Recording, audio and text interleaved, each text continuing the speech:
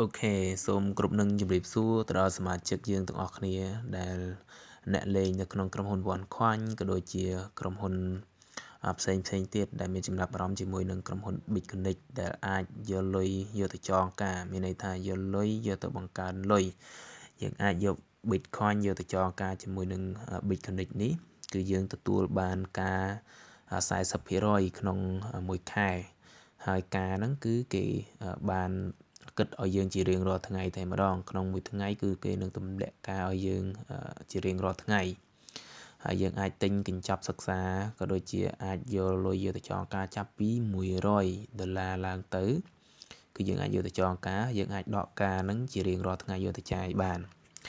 ថ្ងៃនេះខ្ញុំបាទ Rojino ជួបគ្នាសារជាថ្មីម្ដងទៀតដោយសារតែ clip វីដេអូលើកមុនខ្ញុំធ្វើអត់បានបញ្ជាក់ច្បាស់លាស់ប្រាប់ទៅអ្នកទាំងអស់គ្នាថ្ងៃនេះខ្ញុំនឹងធ្វើ clip វីដេអូមួយទៀតបញ្ជាក់ឲ្យច្បាស់បន្តិចប្រាប់ទៅអ្នកទាំងអស់គ្នាដែលជាសមាជិកថ្មីដែលចុះឈ្មោះចូលរួមជាមួយនឹងក្រុមហ៊ុន BitConnect ដែលយើងអាចដាក់យកលុយទៅបង្កើនលុយទទួលបានការចាយជារៀងរាល់ថ្ងៃនេះជាដំបូងគឺយើងត្រូវវាយឈ្មោះរបស់យើងខ្ញុំឧទាហរណ៍ព្រោះខ្ញុំបានចុះឈ្មោះរួចទៅហើយគឺយើងវាយតកូលយើងមកបន្ទាប់មកគឺឈ្មោះរបស់យើងបន្ទាប់មកទៀត address Gmail របស់យើងគឺយើងវាយមក Gmail របស់យើងអីខ្លះបន្ទាប់មក username យើងចង់ដាក់ username ម៉ាក់អីណាយើងវាយមកឈ្មោះរបស់យើងឬក៏ username នេះគឺមានន័យថាយើងចង់សរសេរអ្វីក៏បានដែរឲ្យតែយើងចាំឈ្មោះរបស់យើងណាបន្ទាប់មក password គឺយើងវាយមក password យើងចង់ដាក់អក្សរអីខ្លះគឺយើងវាយជាដំបូងគឺយើងត្រូវវាយអក្សរធំមួយមុនសិនបន្ទាប់មកអក្សរតូចទាំងអស់មកបន្ទាប់មកលេខប្រមាណខ្ទង់ទៅបន្ទាប់មកគឺត្រង់ជ្រូកឬក៏គ្រុលបេងីឬក៏អក្សរអង់គ្លេសជាលក្ខណៈថា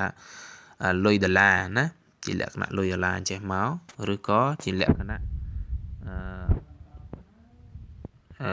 ថាត្រង់ជ្រូកអញ្ចឹងមកនៅពីក្រោយហ្នឹងដាក់អីក៏បានដែរបន្ទាប់មកខាងក្រោមនេះក៏យើងដាក់ដូចគ្នាដែរខាងលើយើងដាក់មិនគឺយើងដាក់អញ្ចឹងដូចគ្នាតបមកដាក់លេខប៉ុន្មានខ្ទង់តបមកគឺយើងដាក់សញ្ញាត្រង់ជ្រូកដូចខាងលើដែរមកហើយបន្លែប្រទេសនេះបើយើងជាពលករនៅប្រទេសកូរ៉េគឺយើងអាចដាក់នៅប្រទេសកូរ៉េក៏បានឬក៏នៅប្រទេសខ្មែរក៏បានតែបើទីលំនៅអចិន្ត្រៃយ៍របស់យើងនៅខ្មែរគឺយើងជ្រើសរើសដាក់នៅប្រទេសខ្មែរទៅណាគឺយើងជ្រើសរើសដាក់នៅប្រទេសខ្មែរទៅ855ណាយើងដាក់ប្រទេសខ្មែរទៅលេខទូរស័ព្ទលេខប៉ុន្មានណាយើងដាក់តែ10គុត47 18 69 79អីចឹងចោះណានឹងលេខទូរស័ព្ទអ្នកនៅខ្មែរអូខេហើយបន្ទាប់មកទៀតកន្លែងឈ្មោះRojino 72នេះគឺឈ្មោះអ្នក sponsor អញ្ចឹងគឺយើងកុំប៉ះពាល់កន្លែងហ្នឹងអីបន្ទាប់មកយើងឃើញកន្លែងថាពាក្យ dai mon ហើយនឹង year ថ្ងៃខែឆ្នាំកំណើតរបស់យើងអញ្ចឹងគឺយើងជ្រើសរើសថ្ងៃណាដែលយើងកើតណាយើងចុចមកថ្ងៃដែលយើងកើតថ្ងៃទីប្រហែលគឺយើងកើតហើយខែយើងត្រូវកើតខែប្រហែលយើងជ្រើសរើសតាមហ្នឹងមកណាឆ្នាំយើងកើតនៅឆ្នាំណាយើងជ្រើសរើសតាមឆ្នាំហ្នឹងមកយើងបំពេញតាមឆ្នាំហ្នឹងមកណាហើយបន្ទាប់មកយើងចុចពាក្យ reboot នេះមកចុច reboot នេះមកអូខេคลิกហើយតោះយើងចុចពាក្យថា sign in យើងចុចពាក្យថា sign in នេះមកវានឹងចូលហើយនេះគឺខ្ញុំចេះតែដាក់ត្រួសនោះទេដោយសារតែ account ខ្ញុំបានបង្កើតរួចទៅហើយអញ្ចឹងខ្ញុំ log in ចូលតែម្ដងនៅក្នុង system ហើយអ្នកទាំងអស់គ្នាបង្កើតតាមខ្ញុំនឹងទៅគឺនឹងអាចទទួលបាន account ហើយបើខុសកន្លែងណាមួយគឺគេនឹងប្រាប់អញ្ចេះឲ្យយើងកែ username ឬក៏ Gmail របស់យើងខុសកន្លែងណាយើងអាចកែតាមដឹងទៅណាហើយយើងធ្វើតាមនោះទៅយើងអាចចុចឈ្មោះបានហើយបន្ទាប់មកឥឡូវខ្ញុំ log in ចូលនៅក្នុង account របស់ខ្ញុំតែម្ដងដោយសារតែខ្ញុំមាន account រួចហើយ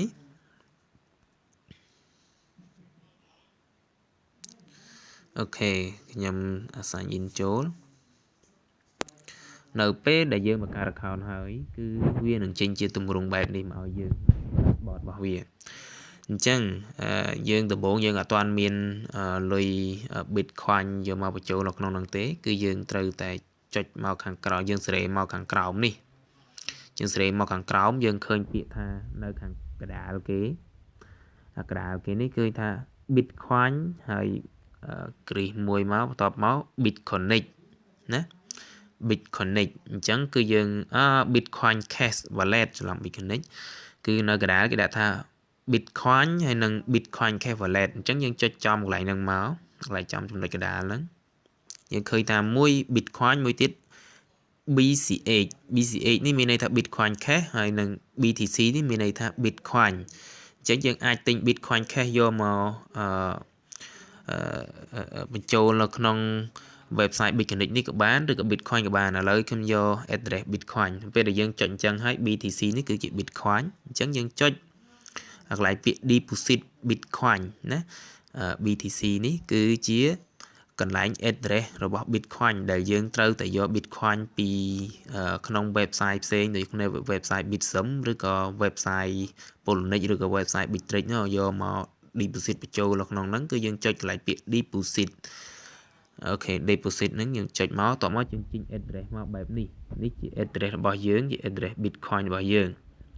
អញ្ចឹងគឺយើងចុចវាអញ្ចឹងមកដើម្បីផាសណាយើងឃើញពាក្យថា move to Suntec ឬក៏ពុកសាយើងចុចឡើងមកយើងចុចពាក្យពុកសានេះមកបន្ទាប់មកយើងចូលទៅក្នុង website Bitsum ឬក៏ក្នុង website Bittrex ឬក៏ Poloniex ដើម្បីឲ្យគេបាញ់ Bitcoin ចូលមកក្នុងហ្នឹងណាឬក៏យើងយក address ហ្នឹងបាញ់ទៅឲ្យគេដើម្បីឲ្យគេបាញ់ Bitcoin បញ្ចូលមកឲ្យយើងដល់ពេលដែលបាញ់ Bitcoin បញ្ចូលមកគឺ Bitcoin វានឹង load ចូលមកក្នុង Bitcoin Wallet របស់យើងនេះណានៅខាងក្រោមនេះកន្លែង exchange បន្ទាប់មកយើងមើលកន្លែងខាងក្រោមនេះកន្លែងនេះ Bitcoin Wallet របស់យើងនេះហើយ Bitcoin Wallet របស់យើងបាញ់មកយើងឃើញថា Bitcoin យើងចូលមកក្នុងហ្នឹងហើយណាចូលមកក្នុងហ្នឹងគឺយើងត្រូវតែចូលទៅ exchange Bitcoin នេះយើងឃើញថា Bitcoin ចូលមកហ្នឹងគឺយើងចូលទៅ